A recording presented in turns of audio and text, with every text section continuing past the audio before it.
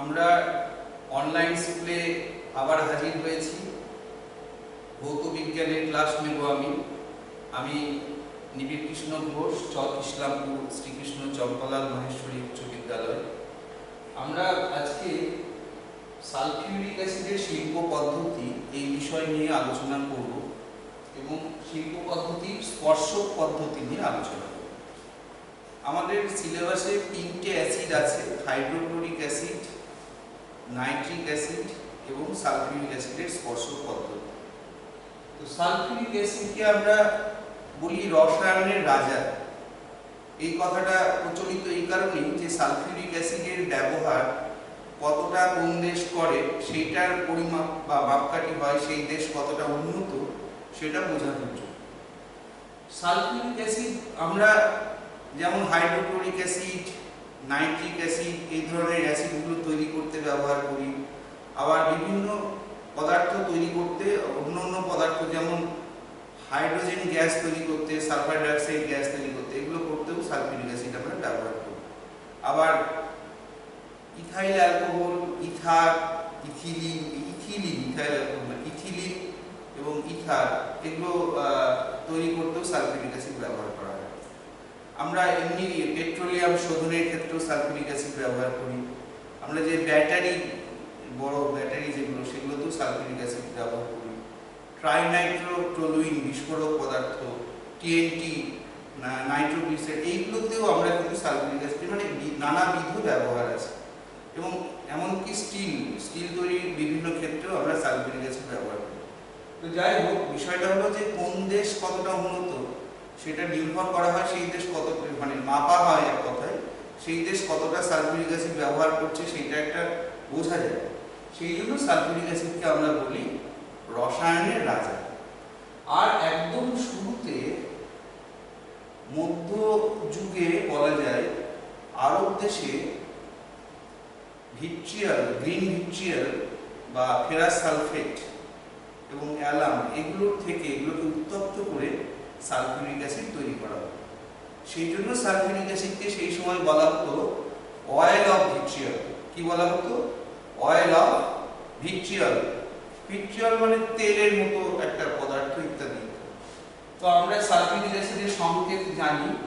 Sulphuric অ্যাসিডের সংকেত হলো H2SO4। এমনিতে সালফার যদি এটা হয় তাহলে দুটো অক্সিজেন থাকে, তাই না? দুটো অক্সিজেন থাকে,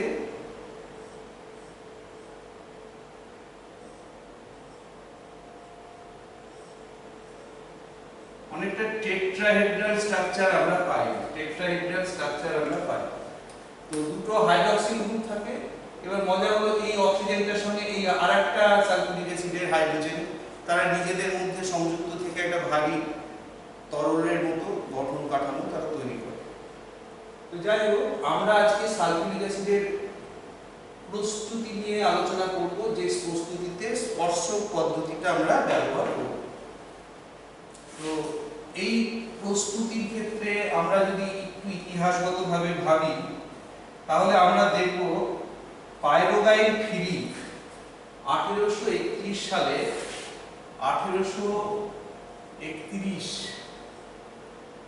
পাইরোগাইন ফিলিপ প্রথম স্পর্শক পদ্ধতি এর পেটেন্ট করেছিলেন। আচ্ছা, নামটা লিখিয়ে দিই,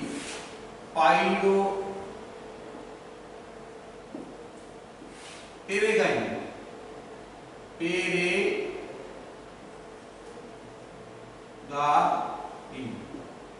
ফিলিপস।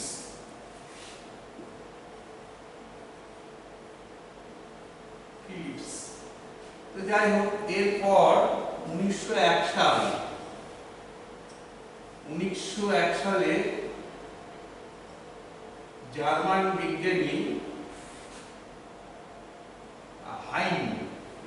বিজ্ঞানী তার নাম হলো জেনারেল ডি হাইন, তিনি ভ্যানাডিয়াম পেন্টক্সাইড ব্যবহার করেছিলেন।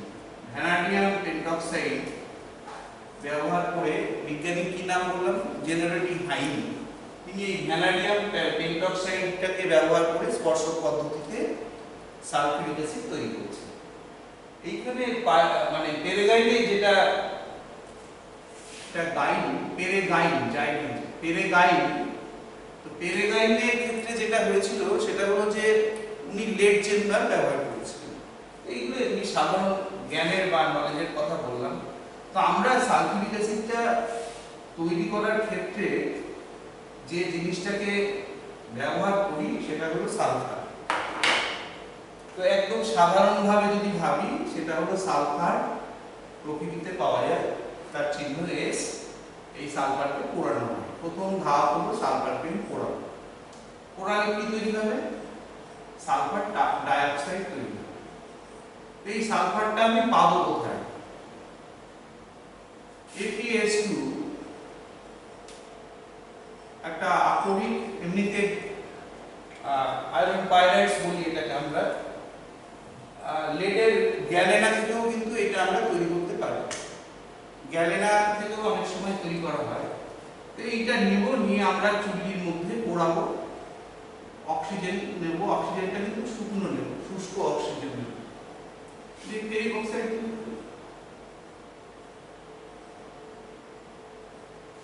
আর সালফার ডাইঅক্সাইড তৈরি। তাহলে এইটা যদি আমি চারটে নিই, কারণ দুটো নিলে আটখানা অক্সিজেন হবে। এটা দেখবে থেকে বড় কথা এটা মনে রাখারই চেষ্টা করবে। তাহলে কটা অক্সিজেন হলো? 3 দুগুণে 6। এখানে সালফার কটা হলো? 4 দুগুণে 8। তাহলে এখানে অক্সিজেন কটা হলো? 6 আর 8। তাহলে এখানে 11টা দেব। 11 দুগুণে 22টা। তাহলে 22টা অক্সিজেন এখানে সবটা মিলে হয়েছে।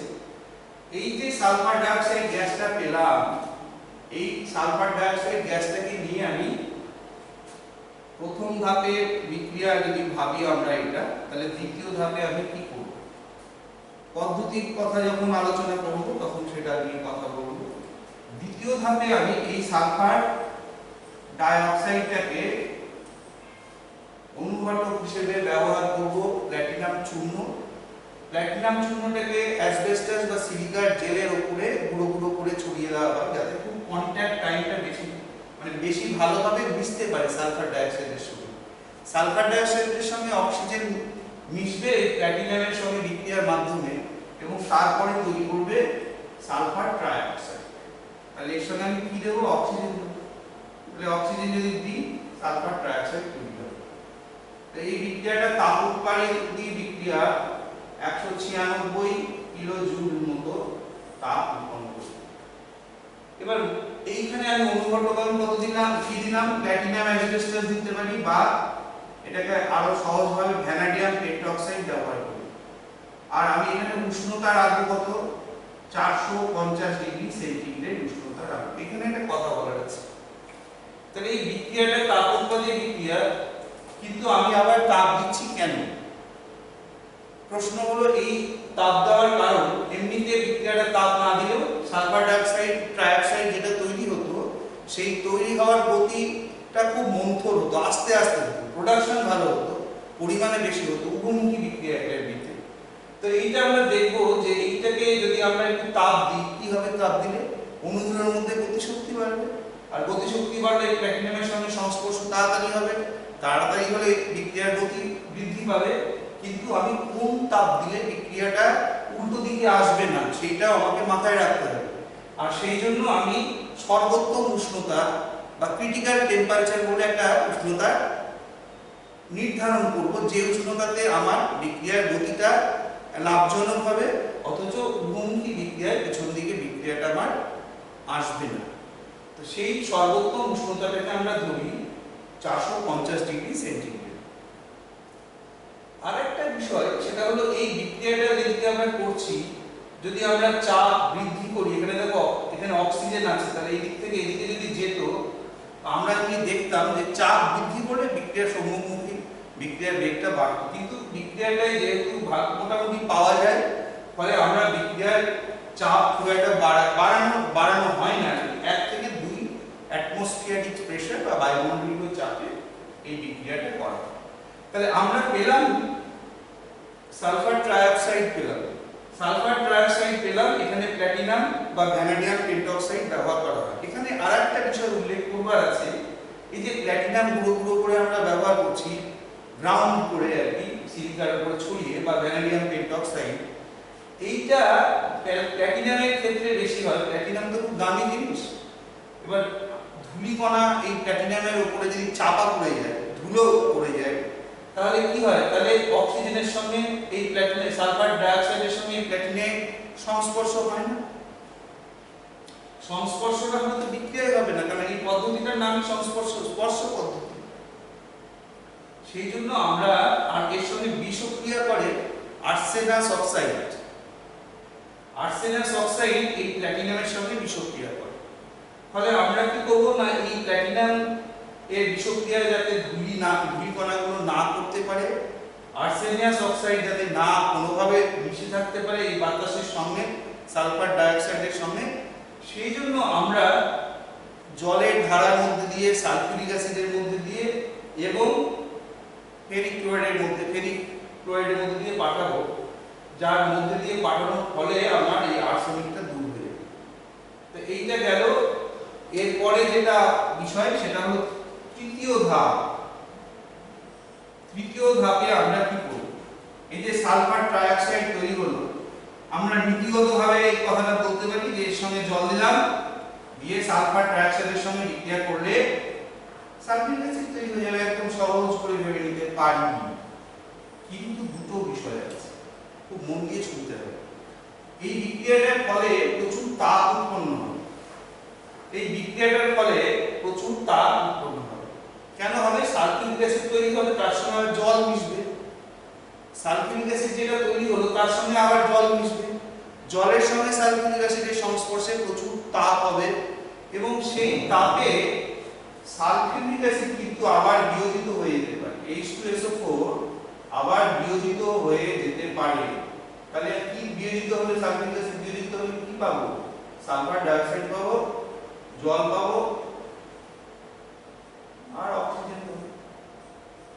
তাহলে এই বিয়োজনটা একটা কারণ, আর একটা হলো বিপজ্জনক পরিস্থিতি তৈরি হয়, কারণ ছিটকে চলে যাবে, যেমন কিছুটা বাষ্পীভূত হয়ে যাবে, যদিও এর স্ফুটনাঙ্ক অনেক বেশি, প্রায় 338 ডিগ্রি সেন্টিগ্রেড। তো যাই হোক, এইবার আমরা এইভাবে, সেই জন্য আমরা কি করব না, সালফিউরিক অ্যাসিড এইভাবে ব্যবহার করব না। আর একটা কারণ, এত গরম হওয়ার কারণ, আমি আগে স্ট্রাকচারটা লিখছিলাম যে স্ট্রাকচারের মধ্যে সালফিউরিক অ্যাসিড নিজেদের মধ্যে হাইড্রোজেন বন্ধনী করে থাকে। তোমরা হাইড্রোজেন বন্ধনী পড়েছো। এবার সালফিউরিক অ্যাসিড ওই ভাঙে, নিজেদের যে আন্তঃআণবিক হাইড্রোজেন বন্ধনীটা ছিল, জল যখন যোগ করি সেই আন্তঃআণবিক হাইড্রোজেন বন্ধনীটার বদলে হাইড্রোজেন ঢোকে, এবং ঢোকার ফলে একটা শক্তির বিনিময় হয় এবং তাপ উৎপন্ন হয়। তো সেইটা অন্য জায়গায় আলোচনার বিষয়, সালফিউরিক অ্যাসিড প্রস্তুতির মধ্যে নয়। তাহলে আমরা কি করব? তাহলে আমরা এই জিনিসটা করব না, এটা করা যাবে না, এটা বাদ। তাহলে আমরা কি করব? এটাকে আমি তাহলে মুছেও দিতে পারি, তোমাদের লেখা হয়ে যাবে, কারণ এইটা আমার বিক্রিয়ার প্রক্রিয়ার মধ্যে এই ধাপটাকে আমি নেব না। তাহলে আমি কি করব না, সালফিউরিক অ্যাসিড নেব, H2SO4 নেব। এই সালফিউরিক অ্যাসিডের মধ্যে আমি সালফার ট্রাইঅক্সাইড এই গ্যাসটাকে পাঠাবো।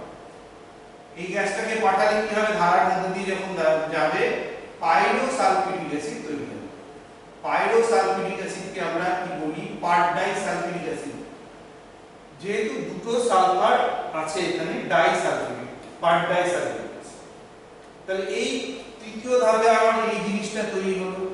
চতুর্থ ধাপে গিয়ে আমি কি করব না, এই পার ডাইসালফিউরিক অ্যাসিড এ আমি জল দেব। আমার যখন দরকার হবে গাঢ় সালফিউরিক অ্যাসিড বানানোর, H2O7 আছে, এটার সঙ্গে আমি জল মেশাবো। জল মেশালে কি তৈরি হবে? সালফিউরিক অ্যাসিড তৈরি হবে, H2SO4 তৈরি হবে। তাহলে দুটো সালফার আছে। এই হলো কি আমার সালফিউরিক অ্যাসিড প্রস্তুতির নীতিগত যে জায়গা সেটা। এবার আমরা পরীক্ষাগতভাবে কি করব সেটা আমরা একটু দেখব। আর এইখানে ধূলিকণা যাতে না হয় সেই জন্য কি করি আমরা? টিন্ডার বক্সের মধ্যে দিয়ে পাঠাই। সেই টিন্ডার বক্সের কাজ কি? এই প্রশ্নটা অনেক সময় আসে তো আমরা এই শীতকালে যখন এমনিতে শীতকালে তো আমরা জানলা দরজা বন্ধই রাখি, হঠাৎ একটা জানলা হয়তো খোলা আছে, আমি মুছে দিতে পারি, মুছে দিই, তাহলে মোছা তো শুরুই হয়ে গেছে। এবার লেপ কম্বল সব ভাড়া হচ্ছে, জানলা দিয়ে একটু রোদের ছটা এসে ঘরে ঢুকেছে, তখন তোমরা দেখো না যে ধুলোগুলোর উপরে আলো পড়ে অন্ধকার ঘরের মধ্যে, এবং ধুলোগুলোকে আমরা ভাসমান অবস্থায় আলোকিত অবস্থায় দেখতে পাই। তো টিন্ডার বক্সের ব্যবস্থাটা ওখানে যখন বলবো, আমরা এক্ষুনি একটা ছবি দেখব কিভাবে পরীক্ষাটা তৈরি হয়েছে ভিডিওতে, এবং সেইখানে দেখবো টিন্ডার বক্সের মধ্যে আলো ফেলা হয়, ওই গ্যাসটা পাঠানো হয় যেখানে, এবং যদি কোনো ধূলিকণা থাকে সেই ধূলিকণাগুলোকে আলোর মধ্যে দিয়ে দেয়। এসো আমরা ওই ফ্লোচার্টের ভিডিওটা একটু চট করে দেখে নিই, এবং ভিডিওটা থেকে আমরা বোঝাবো কিভাবে সালফিউরিক অ্যাসিডটা তৈরি হচ্ছে। কেমন? আর সালফিউরিক অ্যাসিড তৈরির ক্ষেত্রে সতর্কতা তো আমি আগেই বললাম যে জল মেশানো হবে না। আর একটা বিষয় একটু বলা যায়, সেটা ওই প্রক্রিয়াটা যখন হবে তখন আমি বলে দিচ্ছি। কেমন? একটু ভিডিওটা দেখি। স্টার্ট। এইটা বিজ্ঞানীর ছবি, জি হাইনের ছবি, যেটা আমি আগে বলছিলাম, বিজ্ঞানী হাইন। তো এই ছবিটা ইনি স্পর্শক পদ্ধতিতে ভ্যানাডিয়াম পেন্টক্সাইড ব্যবহার করেছিলেন। আচ্ছা, এইবার বাকি পরের ভিডিওটায় আমরা যাব।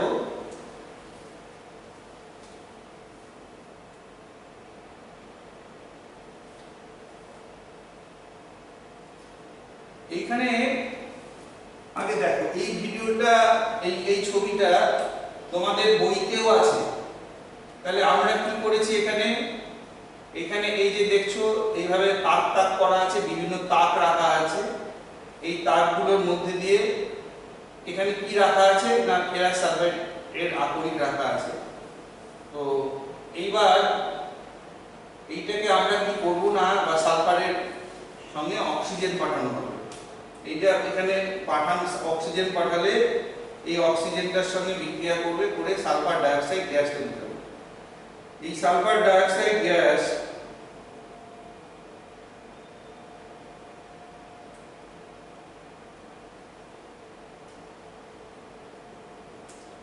এখান থেকে আসছে, এবার এসে এটাকে শীতক কক্ষের মধ্যে দিয়ে পাঠানো হচ্ছে, তারপরে এটাকে জলের ধারার মধ্যে দিয়ে ধোয়া হচ্ছে, যাতে ধূলিকণাগুলো ধুয়ে ড্রেন হয়ে এখান দিয়ে বেরিয়ে যায়। তাহলে বাকি যে গ্যাসটা এলো, এখানে বাকি যে গ্যাস এখানে একটু বলার দরকার, সেটা হলো এইখানে যে আমরা পাবো গ্যাস, মোটামুটি যদি ভাবি, আমি এখানে বায়ু যেটা নিয়েছিলাম সালফার ডাইঅক্সাইড তৈরি করার জন্য, সেই বাতাসের মধ্যে কি ছিল? জলীয় বাষ্প ছিল না, কিন্তু নাইট্রোজেন ছিল, অক্সিজেন ছিল। এবার এইখানে সালফার ডাইঅক্সাইডে যখন নিচ্ছি, মন দিয়ে শুনতে হবে এই জায়গাটা, এই সালফার ডাইঅক্সাইডের সঙ্গে অক্সিজেন, সালফার ডাইঅক্সাইড তৈরি হলো 7% আর অক্সিজেন মোটামুটি 10%, বাকি নাইট্রোজেন থাকে। আমরা বিক্রিয়াটা যখন দেখেছিলাম তখন দেখেছিলাম যে সালফার ডাইঅক্সাইডের সঙ্গে অক্সিজেন মিশছে, যখন 2 আয়তন সালফার ডাইঅক্সাইডের সঙ্গে 1 আয়তন অক্সিজেন মিশছে, এই যে এখানে যখন বিক্রিয়া করবে, যাই হোক জলের ধারার মধ্যে দিয়ে আসার পর এইখান দিয়ে আমি পাঠাচ্ছি।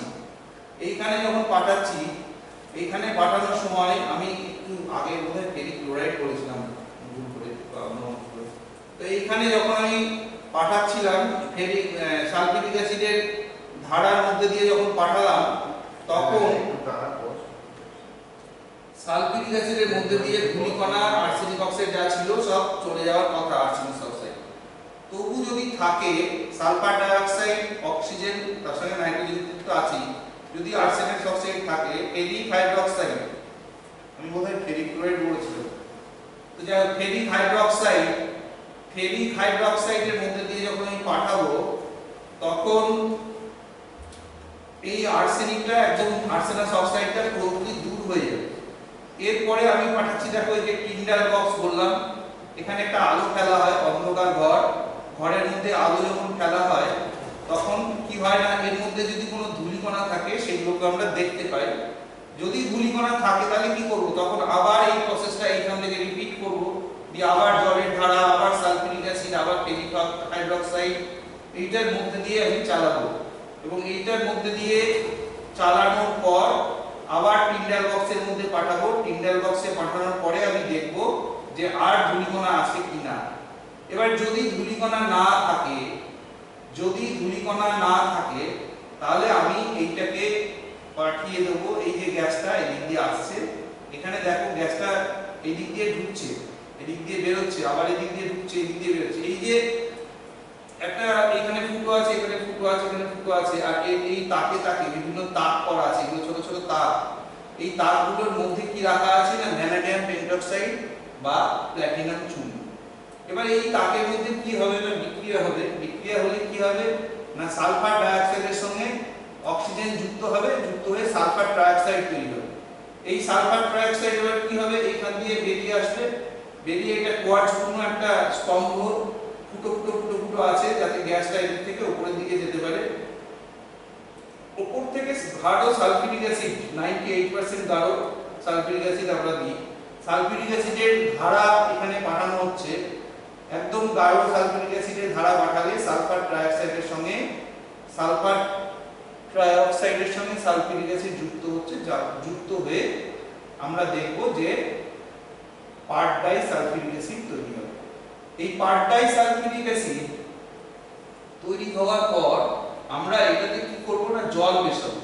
পার্ট ডাই সালফিউরিক অ্যাসিডটাকে আমরা কি বলি ওলিয়ামও বলি, বায়োসালফিউরিক অ্যাসিডও বলি। আর এই ওলিয়ামের মধ্যে জল মেশাবো এবং জল মেশানোর পর আমরা গাঢ় সালফিউরিক অ্যাসিড তৈরি করতে পারবো। এখানে আবার রিপিট করছি যে রিপিট করার এই যে জায়গাটা সেটা হলো যে এইখানে কিন্তু আমরা ডাইরেক্টলি সালফার ট্রাইঅক্সাইডের সঙ্গে কেন জল দিলাম না, সালফার ট্রাইঅক্সাইডে যদি আমরা জল দিতাম তাহলে sulphur trioxide directly sulphuric acid তৈরি করত, কিন্তু সেখানে প্রচুর তাপ তৈরি হতো, সালফিউরিক অ্যাসিডে বিয়োজিত হয়ে যাওয়ার একটা সম্ভাবনা থাকতো। ফলে খুব স্বাভাবিকভাবে সালফিউরিক অ্যাসিডের যে বিয়োজিত হয়ে যাওয়ার যে সম্ভাবনা থাকতো, সেই কারণে আমরা sulphuric অ্যাসিডকে part die sulphuric acid দেব। এবং এইখানে যখন আমরা সালফিউরিক অ্যাসিড নেব, সেই সালফিউরিক অ্যাসিড কিন্তু আমরা পরে যখন সালফিউরিক অ্যাসিড নিয়ে কাজ করব তখন ঠান্ডা জলের মধ্যে সালফিউরিক অ্যাসিডকে ঢালবো, তা না হলে আবার একই রকম ত্রুটি হওয়ার সম্ভাবনা থাকে। তাহলে আমরা আরেকবার রিক্যাপচুলেট করে নিই কি করছি, পরপর যদি একবার রিক্যাপচুলেট করি তাহলে আমরা দেখব যে এই আয়রনের যে আকরিক বা এখানে গ্যালেনাও ব্যবহার করা যেতে পারে, সেটাকে আমরা পোড়াচ্ছি, সালফার ডাইঅক্সাইড তৈরি হচ্ছে, সেটাকে এখানে ঠান্ডা করছি, তারপরে জলের ধারার মধ্যে দিয়ে পাঠাচ্ছি, জলের ধারার মধ্যে দিয়ে পাঠানোর পর সালফিউরিক অ্যাসিডের মধ্যে দিয়ে পাঠাচ্ছি, এতে ধূলিকণা আর্সেনিক সবই দূর হয়ে যাচ্ছে। তারপর এটাকে ফেরিক হাইড্রোক্সাইড, ফেরিক ক্লোরাইড নয়, ফেরিক হাইড্রোক্সাইডের মধ্যে দিয়ে পাঠাচ্ছি, পাঠানোর পর টিন্ডার বক্সের মধ্যে পাঠাচ্ছি যাতে ধূলিকণা আছে কিনা দেখা যায়, যদি থাকে আবার রিপিট করছি এখানে আবার, আর যদি না থাকে তাহলে আমরা একদম বিক্রিয়া কক্ষে চলে যাচ্ছি। বিক্রিয়া কক্ষে দেখছো এখানে এই যে খাঁজগুলো আছে, পরপর খাঁজগুলো, এই খাঁজগুলোর মধ্যে কোয়ার্টজপূর্ণ, এর মধ্যে গুঁড়ো গুঁড়ো করে ভ্যানাডিয়াম পেন্টক্সাইড কিংবা প্ল্যাটিনাম চূর্ণ রাখা আছে। এবার এইটা উত্তপ্ত করতে হবে 450 ডিগ্রি সেন্টিগ্রেড উষ্ণতায়। তো এটা স্কিম্যাটিক ডায়াগ্রাম বা এখানে একটা ছোট আছে। আসল কারখানায় কি হচ্ছে আমরা দেখব, তার আগে একটা অন্য ছোট্ট ভিডিও দেখব। এখান থেকে সালফার ট্রাইঅক্সাইড তৈরি হচ্ছে এবং গাঢ় সালফিউরিক অ্যাসিডের ধারায় আমরা এখানে পাচ্ছি। এবার এখান থেকে নিয়ে আমরা জল মিশিয়ে সালফিউরিক অ্যাসিড ব্যবহার করব। এই পর্যন্ত এখানে এবার আমরা দুটো ভিডিও দেখব। আমার আলোচনাটা মোটামুটি ভাবে শেষ করব। এইখানে যে ছিল সেটা, এরপরে আমরা এইখানে একটা এই যে আরেকটা ছবি আছে দেখো, এটাই আমরা স্কিম্যাটিক্যালি দেখাচ্ছি যে আয়রন পাইরাইডস তৈরি হচ্ছে, আয়রন পাইরাইডস এর সঙ্গে তাপ দিচ্ছি, এখানে সালফার ডাইঅক্সাইড থাকছে, বিক্রিয়া করেনি এমন অক্সিজেন নাইট্রোজেন থাকছে। তো আমরা এখানে শুদ্ধিকরণ করার পরে আমরা এই যে সালফার ডাইঅক্সাইড নেব, সালফার ডাইঅক্সাইড 2 ভাগ নিলে অক্সিজেন কিন্তু আমরা 3 ভাগ নেব। আবার রিপিট করছি কথাটা, সালফার ডাইঅক্সাইড 2 আয়তনের সঙ্গে অক্সিজেন 1 আয়তন বিক্রিয়া করেছিল, কিন্তু আমি এখানে 3 আয়তন অক্সিজেন নেব যাতে নাইট্রোজেনটা বিক্রিয়ার ক্ষেত্রে কোনো বিঘ্ন সৃষ্টি করতে না পারে। নাইট্রোজেন থাকবে ইনার্ট, তো ফলে কোথাও একটা সংস্পর্শের ক্ষেত্রে বাধা তৈরি করতে না পারে। সংস্পর্শ প্রক্রিয়ায় অক্সিজেন যাতে থাকতে বেশি পরিমাণে থাকবে আর একটু ভালোভাবে করবে, সেই জন্য এরপরে আমরা এইখান থেকে পাঠাচ্ছি, পাঠানোর পরে কি হবে না শোষক কক্ষের মধ্যে দিয়ে ওলিয়াম তৈরি হবে, এতে জল মিশিয়ে 98% সালফিউরিক অ্যাসিড পাচ্ছি। এই হলো। এরপরে আমরা আরেকটা ভিডিওতে চলে যাব। এই ভিডিওটা দেখো, এখানে দেখো একটু এইখানে এগুলো হলো হাইড্রোজেন, এই ছাড়াটাও হাইড্রোজেন, তাহলে এইখানে হাইড্রোজেনের সঙ্গে যুক্ত হয়ে আছে, আর এখানে এটা হলো অক্সিজেন, এটা হলো অক্সিজেন। কি সুন্দর সালফিউরিক অ্যাসিডের গঠনটা এখানে দেখানো হয়েছে। তো সালফিউরিক অ্যাসিড আমরা কিসে করছি? স্পর্শ পদ্ধতিতে সালফিউরিক অ্যাসিড করছি, পুরো স্কিন করে দেব, নাকি বড় হয়ে যাবে। আচ্ছা, এইবারে তোমরা পুরো ছোট্ট একটা ভিডিও সেটা দেখতে থাকো, চট করে শেষ হয়ে যাবে। আমরা ক্লাসরুমটাকে একই সঙ্গে ক্লাসরুমের জায়গায় নিয়ে যাচ্ছি। সালফিউরিক অ্যাসিড কিন্তু খুব করোসিভ মানে ক্ষয় করে, যা কিছু সবকিছু পুড়িয়ে দেয়। কাগজের উপরে যদি রাখো বা কোনো কাঠ টেবিলের উপরে রাখো, সেই টেবিলটা পর্যন্ত একটুখানি চুয়ে চুয়ে পড়ে জল শোষণ করে কাঠকে কার্বনে পরিণত ক্ষয় করে। এটা হলো সালফিউরিক অ্যাসিডের বৈশিষ্ট্য, জল শোষণ করে বলি। এখানে দেখো কি হচ্ছে, এটা কিন্তু অ্যাকচুয়াল মানে অ্যানিমেশন করে দেখানো হয়েছে। ফার্নেসের মধ্যে এটা হচ্ছে, হ্যাঁ, বাতাস ঢুকছে, সালফার দেওয়া আছে, এরপরে বিক্রিয়াটা দেওয়া আছে এখানে। এই বিক্রিয়াটা আমি লিখলাম বোর্ডে, সেই বিক্রিয়াটাই আবার লেখা হয়েছে 4FeSO2 + 11O2, এখানে সমান চিহ্ন দেবে। এটা সালফার ডাইঅক্সাইড দেখানো হয়েছে, এটা সালফার, এটা অক্সিজেন, দ্বিবন্ধ আছে, দেখো কি সুন্দরভাবে দেখানো আছে। এরপর ভ্যানাডিয়াম পেন্টঅক্সাইড, এখানে ভ্যানাডিয়াম অক্সাইড লেখা আছে। ভ্যানাডিয়াম অক্সাইড লিখলেও আসলে V2O5, এটা ক্যাটালিস্ট 450 ডিগ্রি, সেটাকে আমরা ক্রিটিক্যাল টেম্পারেচার, এটাকে বলছি ক্রিটিক্যাল টেম্পারেচার বা সর্বোত্তম উষ্ণতা দিয়ে আমরা কনভার্টারের মধ্যে দিয়ে যাচ্ছি, দিয়ে সালফার ট্রাইঅক্সাইড পাচ্ছি। সালফার ট্রাইঅক্সাইডকে এবার দেখো ধারার মধ্যে দিয়ে কন্টিনিউ হয়ে যাচ্ছে।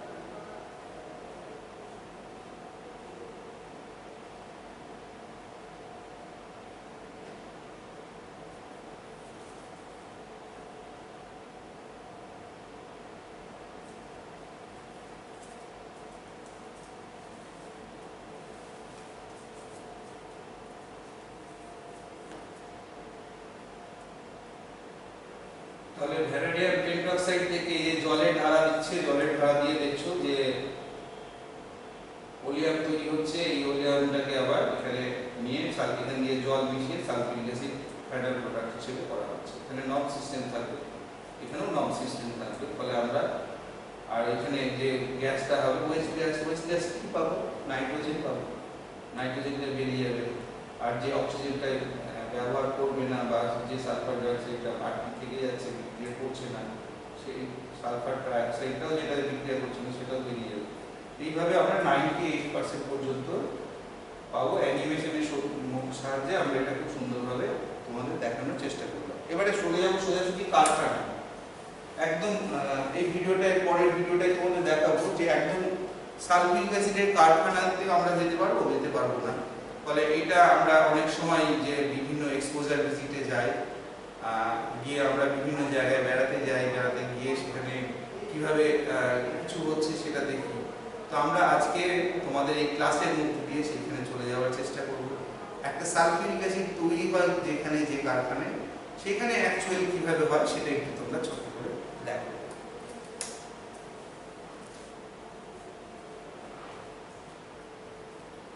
যে এই ভিডিওটাই সাউন্ড দেওয়া যেতে পারে, অসুবিধা কিছু নেই, কিন্তু ইংরেজিতে বলা আছে, যদি তোমরা ইংরেজিতে, আচ্ছা আমি বলছি।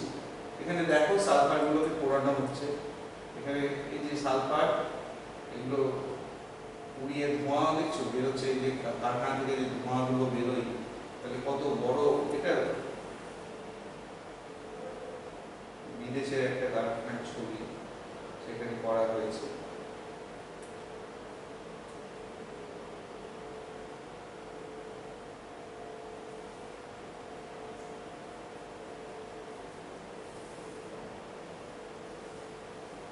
হার্নেসের মধ্যে দিয়ে এটা ঢুকছে, একটু স্টপ করবেন না।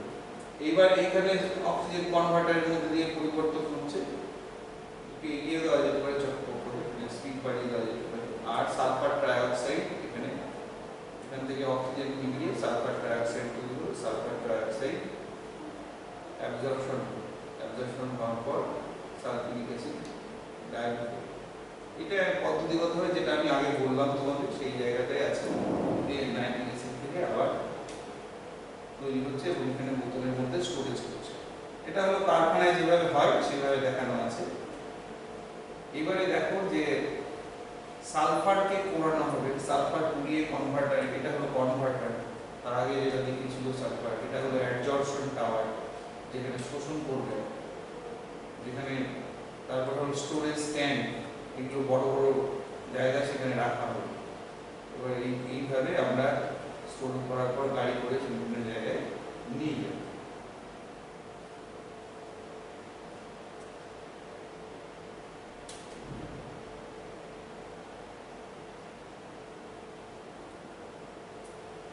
যে লিকুইড সালফারটাকে তোলা হচ্ছে এখানে,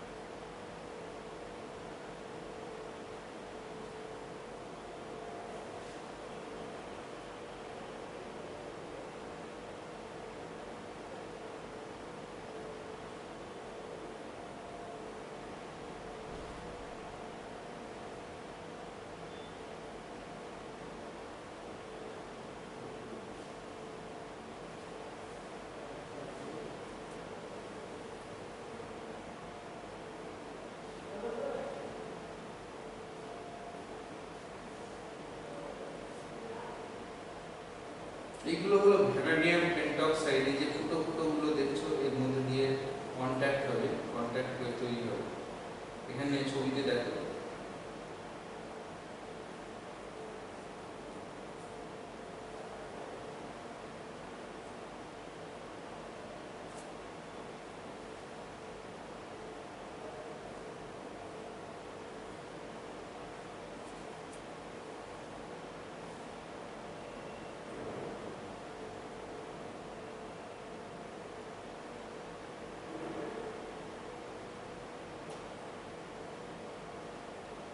একই প্রসেস বারবার করে পার্সেন্টেজটাকে বাড়িয়ে নেওয়া হয় যাতে বেশি শতাংশ হারে উৎপন্ন হয়।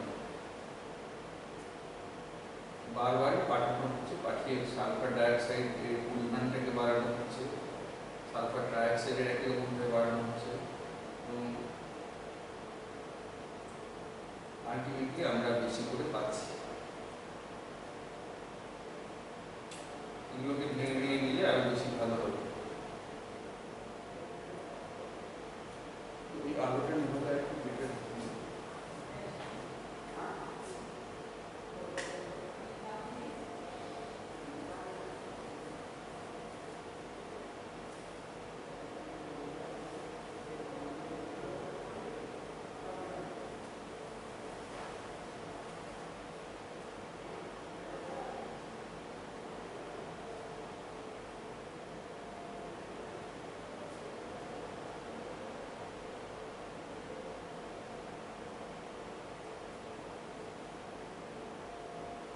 এখানে আরেকটা বিষয়, সেটা হলো যে সালফিউরিক অ্যাসিডের যে আপেক্ষিক গুরুত্ব কত বা এদের কি পরিমাণে আছে, সেই জায়গাটায় কিন্তু আমরা আবার ল্যাবরেটরিতে টাইট্রেশন করে বুঝতে পারি, দেখে নিই যে ঘনত্ব ঠিক আছে কিনা, এর সালফিউরিক অ্যাসিডের এদের কিছু বোতল ঢোকানো হচ্ছে। এইভাবে টাইট্রেশন করে আবার প্রশমন ক্রিয়ার সাহায্যে আমরা সালফিউরিক অ্যাসিডের মাত্রাটাকে জেনে নিই যে এই যে এখানে যেটা তৈরি হলো সেটা কতটা হলো না হলো। টোটালি কম্পিউটারাইজ সিস্টেমের মাধ্যমে বিষয়টাকে পরিচালনা করা হয় এবং সেইভাবে আমরা প্রোডাকশন তৈরি করার পর সেটাকে প্যাকেজিং হয়, প্যাকেটের মধ্যে ঢোকানো হয়, ঢোকানোর পর সেটা যেভাবে যার দরকার সেইভাবে তার পার্সেপ্টিং দিয়ে বিক্রিয়াগুলো বাজারজাত করা হয়। সালফিউরিক অ্যাসিড দেখছো টোটাল হয়ে গেল, এবার এটা মার্কেটিংয়ের জন্য বোতলে ঢোকানো পর্যন্ত দেখানো হলো, তারপর ঠিক আছে এটা চলে গেল। এবং এটা যে খুবই এক্সপ্লোসিভ করোসিভ দুটোই, এবং এটা আমাদের স্বাস্থ্যের পক্ষে খুব সাবধানী হ্যাজার্ডিয়াস পদ্ধতি হিসেবে গ্রেড 1-এ সেইভাবে আমরা এটাকে ব্যবহার করব। ঠিক আছে, এই পর্যন্ত আমরা আজকের এই স্পর্শ পদ্ধতিতে সালফিউরিক অ্যাসিড প্রস্তুতির আলোচনা এবং তার সঙ্গে আমরা কিছু শেয়ার করলাম দৃশ্য, যেখান থেকে তোমাদের আরেকটু ভালো লাগবে বলে শেয়ার করা হলো। আশা করি তোমাদের এই ক্লাসটা ভালো লেগেছে। যদি ভালো লাগে সবার সঙ্গে শেয়ার করবে, ভালো থাকবে, আনন্দে থাকবে, সাবধানে থাকবে। কেমন?